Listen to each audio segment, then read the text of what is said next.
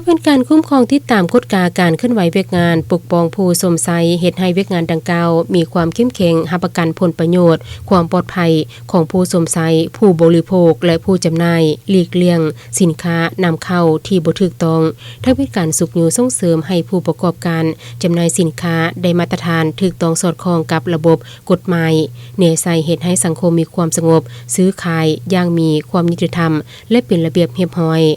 ในตอนเช้าของวันที่ 7 เมษายน 2025 นี้ท่านกิ่งเพชรจันทศรหัวหน้าแขนงการค้าภายในแผนกอุตสาหกรรมและการค้าแขวงได้สมทบกับแผนกสาธารณสุขแขวงตำรวจเศรษฐกิจและพนักงานวิชาการแขนงการที่เกี่ยวข้องลงกฎการสินค้าประเภทต่างๆที่นำมาวางจำหน่ายอยู่จุดซื้อขายของตลาดและบรรดาร้านค้าร้านขายเครื่องยกเครื่องย่อยแห่งต่างๆภายในเทศบาลเมืองปักสัน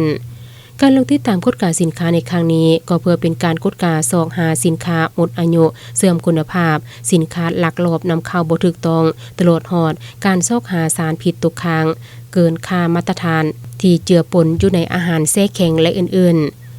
ผ่านการลงติดตามกฎการของคณะพิสอบเห็นว่าบรรดาพ่อค้าสาวขายแม่นใดให้การร่วมมือต่อกับเวียกงานดังกล่าวด้วยความเอาใจใส่รอบด้านซึ่งเจ้าหน้าที่สามารถกวดพบสินค้าหลากหลายรายการที่หมดอายุการนำใช้เสื่อมคุณภาพเป็นต้นแม่นมีสำเร็จรูปขนมเครื่องดื่มเครื่องปรุงแต่งอาหารลูกชิ้นฮอทดอกเครื่องสำอางและอื่นๆนอกนี้ยังได้กวดพบเห็นสารพิษปนเปื้อนเกินค่ามาตรฐานที่เจือปนอยู่ในประเภทอาหารทะเลแช่แข็งอีกจำนวนหนึ่งที่เป็นอันตรายต่อกับผู้บริโภค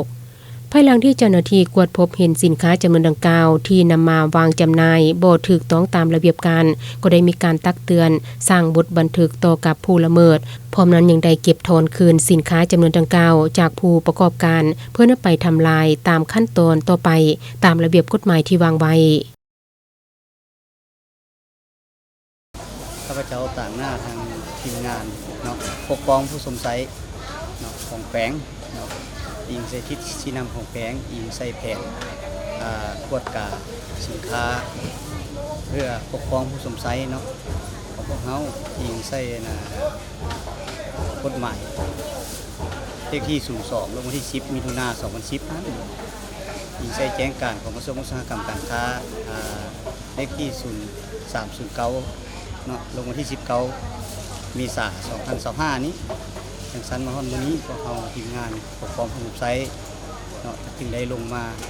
สมทบกับบรรดาแผนกการที่เกี่ยวข้องนั้นลงมาตรวจการค้าขายในตลาดเมืองปักสันของพวกเราเนาะจุดประสงค์ของพวกเราก็มีอยู่3 4 5แนวที่จะตรวจเนาะอันที่1มาก็เรื่องสินค้าหมดอายุอันที่2มาก็สินค้าประเภทแช่แข็งเนาะที่มีสารกระตุ้นอันที่3มากันแม่นเรื่องติดราคาสินค้าและก็ติดสลากสินค้าเป็นภาษาลาวอันสุดท้ายอันสำคัญอีกอันนึงกันแม่นเรื่องกาตาของขวัญเนาะว่าอิงใส่แจ้งการของกระทรวงอุตสาหกรรมการค้าเลขที่0309นั้นเป็นแม่น